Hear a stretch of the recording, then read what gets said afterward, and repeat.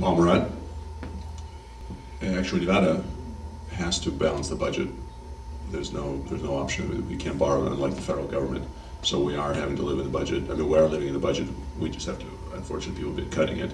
But in terms of the budget, there's no room for borrowing on the credit line at all.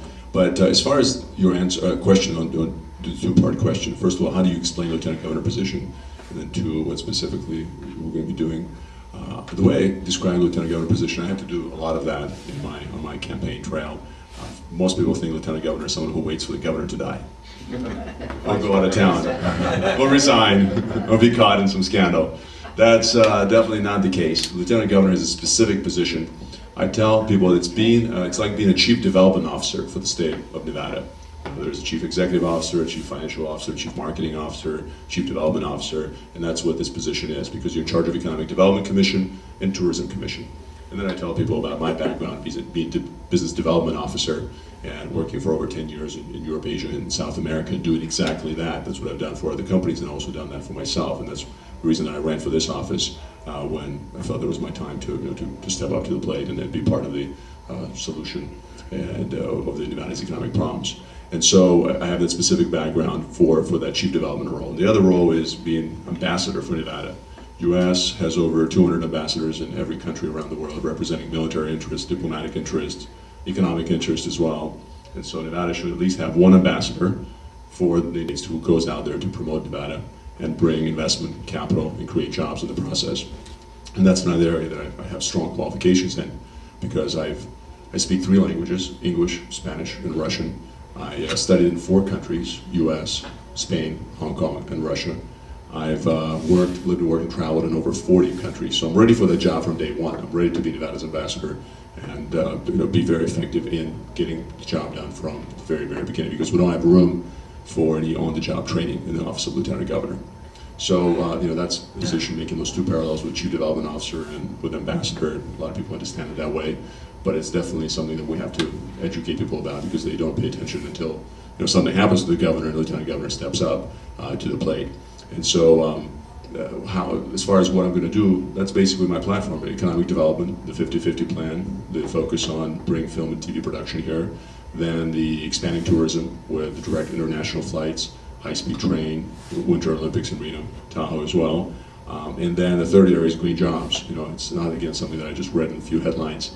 I've been driving a hybrid car since 2006, doing my little part in reducing U.S. dependence on foreign oil, and I've done that for a while, and I've been involved in some green organizations as well. They're focused on one of them, that's Global Green USA, that's working in rebuilding green homes in New Orleans after Hurricane Katrina. So it's something that I've studied and know a lot about, and it's my living those values. But I'm going to focus on bringing geothermal, solar, and wind energy manufacturers here, wind energy producers of energy from those 3 sources that we have abundant supply of here in Nevada, and then also technologies for that energy production, so that we can actually export energy to California, become a net exporter of energy, and sell perhaps a little bit more to them, so that we can sell for a little bit less here in Nevada. So those are specific plans for economic development, for expanding tourism, and also for creating green jobs and developing Nevada as a leader in green sector. Did I answer your question, Chris? Yes, thank you. And all those plans are on my website, paulfornevada.com, for those who are listening and not here with us. paulfornevada, all spelled out, .com. F-O-R? F-O-R. Thank you, sir. I'm hearing your plan, and you both have a lot to say. Sounds like you've done your research. You know where you want Nevada to go, but what I'm not hearing is about education. The big companies out there that we're trying to entice to come over here, the 50, then the 100, then the 1,000, the number one question they ask is, how is our education? And as a mother, my daughter's in the school system, I have a huge concern for Nevada. She has gone through it. However, a lot of the students out here will then go out of state for further education. What are your thoughts? What are your plans in regards to education for the state? I'm very, very much in favor of providing quality education. I have a foundation that benefits both the arts and children and education. And I feel as though this should be a top priority of our state so that we can be competitive in the future. And we will never attract the type of businesses that we want in our state unless we provide quality education.